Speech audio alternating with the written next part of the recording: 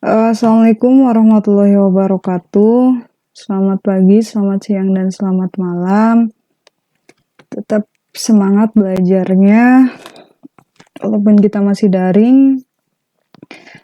Di pertemuan sebelumnya kita bahas tentang laju, mengenai laju rata-rata. Nah, kita lanjutkan kembali materinya, masih dalam bab gerak, yaitu tentang kecepatan rata-rata. Nah, sebelumnya kan kita udah belajar mengenai jarak dan perpindahan. Nah, nanti berkaitan dengan kecepatan rata-rata. Kecepatan rata-rata didefinisikan dengan perpindahan dibagi dengan waktu yang ditempuh, gitu. Jadi, besarnya kecepatan itu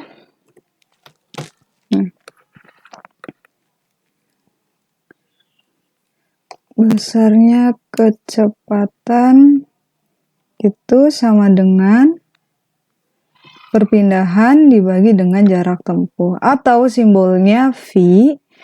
V itu kecepatan rata-rata, kemudian S itu untuk perpindahan, dan T untuk waktu atau time gitu.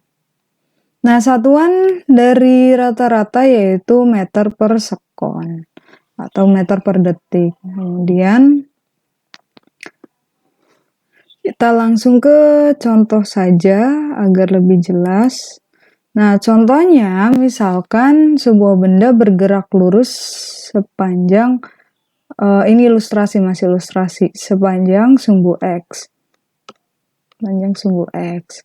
Nah, ditunjukkan seperti pada tabel. Nah, posisinya bergerak lurus. Kemudian, jika pada T1 posisi benda di X. Jadi pada waktu T1 ada di posisi X1. Kemudian saat T2 dalam jarak tempuh waktu kedua, posisinya di X2, maka kecepatan rata-ratanya itu delta X dibagi delta T, atau jarak tempuh dibagi perpindahan dibagi dengan waktu tempuh, atau jarak tempuh dibagi waktu tempuh. Nah, jarak tempuhnya berarti kan dari X1 ke X2, berarti misalkan dari titik 1 ke 3 meter, nah berarti kan perpindahannya 3 kurangi 1. Kemudian waktunya berarti tinggal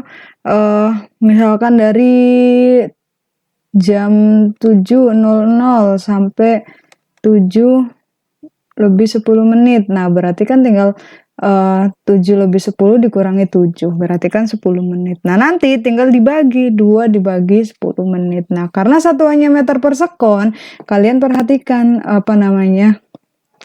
satuannya. Kalau misalkan satuannya kilometer atau misalkan hektameter dan lainnya, kalian ubah dulu menjadi meter. Kemudian waktunya pun kalau misalkan masih menit, berarti kalian ubah menjadi sekon atau detik. Nah, lanjut kita ke contoh soal. Contoh soalnya misalkan pada saat T1 yaitu pukul 7 lebih 00, kemudian posisi benda pada X1, kemudian bergerak pada saat T2 yaitu 7 lebih 5 menit, sehingga sampai di posisi X2. Jadi dari X1 ke X2 itu membutuhkan waktu dari jam 7 sampai jam 7 lebih 5 menit.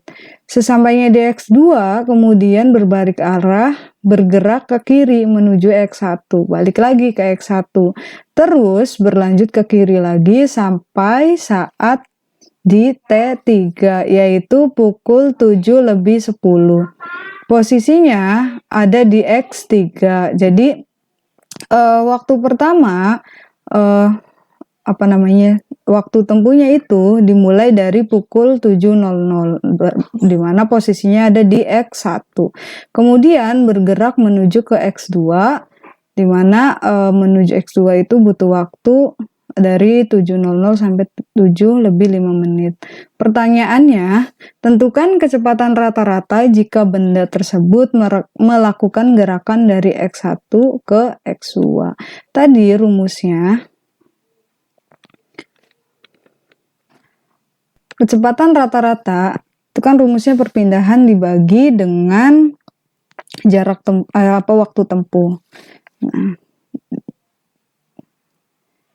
kita ketahui dulu bahwa yang pertama, yang A, berarti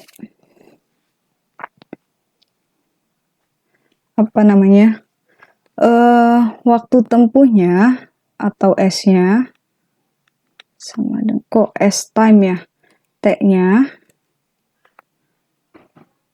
atau S dulu nggak apa-apa. Berarti jarak tempuhnya nih dari tabel berarti dari T2 dikurangi T1. X2 dikurangi X1. Nah, X2-nya ada di mana? Ada di 7 km. X1-nya ada di mana? X1-nya ada di 2 km. Berarti perpindahannya itu X2 dikurangi X1. Kemudian waktu tempuhnya berarti dari X2 ke X1 berarti 7:05 dikurangi 7:00 berarti 5 menit. Ini berarti perpindahannya 7 dikurangi 2 km sama dengan 5 km. Nah, kemudian karena satuannya meter per sekon, berarti km ini diubah menjadi meter. Menitnya diubah menjadi sekon atau detik. Berarti 5 dikali 1000. 5 dikali 1000 berarti 5.000 meter. Kemudian waktunya 5 menit. 5 menit dikali 60. 1 menit kan 60 detik. Berarti 5 dikali 60. 5 dikali 60 sama dengan, atau misalkan di perhitungannya aja biar lebih ini.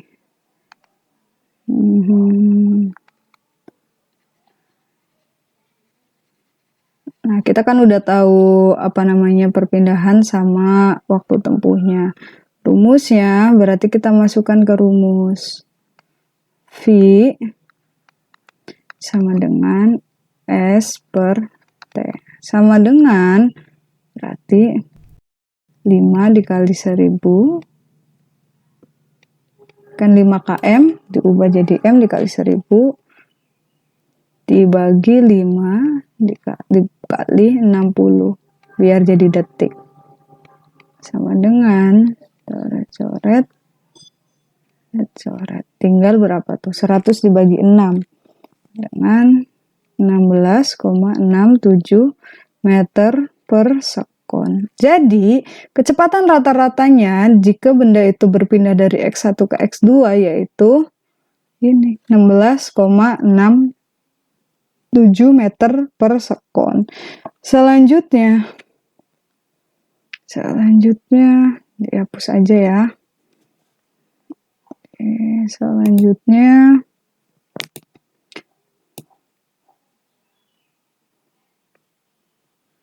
masih sama caranya, kita cari kecepatan rata-ratanya untuk yang B. Nah, yang B itu berarti kan dari titik mana? Dari X1 ke X3. Dari X1 ke X3 perpindahannya. Itu kan X1 ke X3.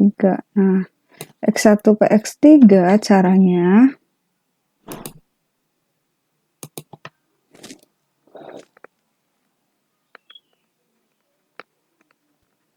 nah, yang B berarti jarak tempuhnya X1 ke X3 berarti X3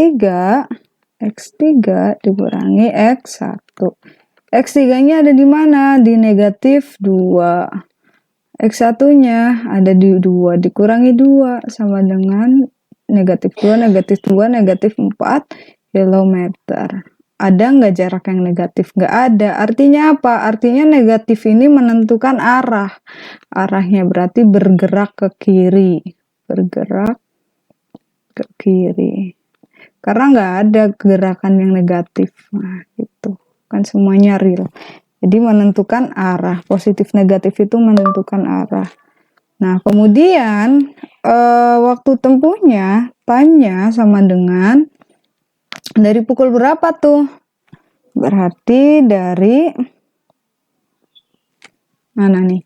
X3.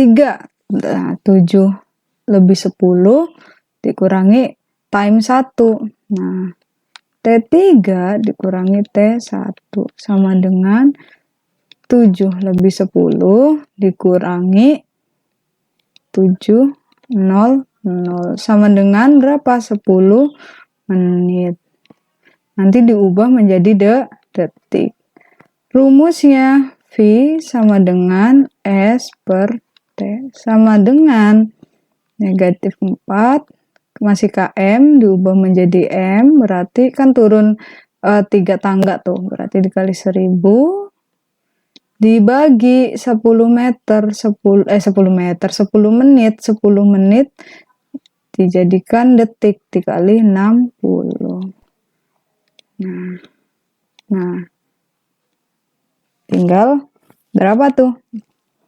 40 dibagi 6. 40 dibagi 6 negatif 6,67 meter per sekon. Negatif ini menentukan apa? Menentukan arah, bukan nilai. Jadi bergerak ke kiri. Ke kiri. Gitu. Ya, sekian materi hari ini. Semoga dipahami. Jika ada pertanyaan silahkan ditanyakan.